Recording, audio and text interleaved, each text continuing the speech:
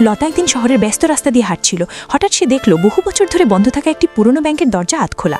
কৌতূহল নিয়ে ভেতরে ঢুকতেই ভাঙা দেয়াল, ধুলো আর অন্ধকারে ভরা বিশাল হলরুম।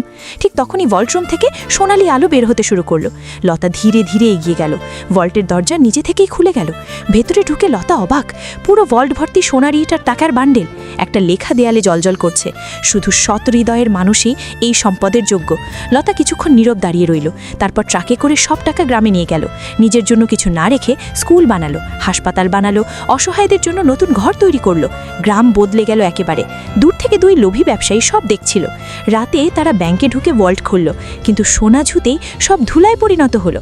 দেয়ালে লেখা ভেসে উঠল, লোভ মানুষকে অন্ধ করে। হঠাৎ পুরো ব্যাংক অন্ধকার হয়ে গেল। সকালে লতা সেখানে গিয়ে শুধু খালি ভাঙা ভবন দেখতে পেল। তার চোখে জল, কারণ সে জানত টাকা নয়, মানুষের দোয়াই আসল সম্পদ। আর তবুও কেউ লাইক বা সাবস্ক্রাইব করলো না। বৃথা।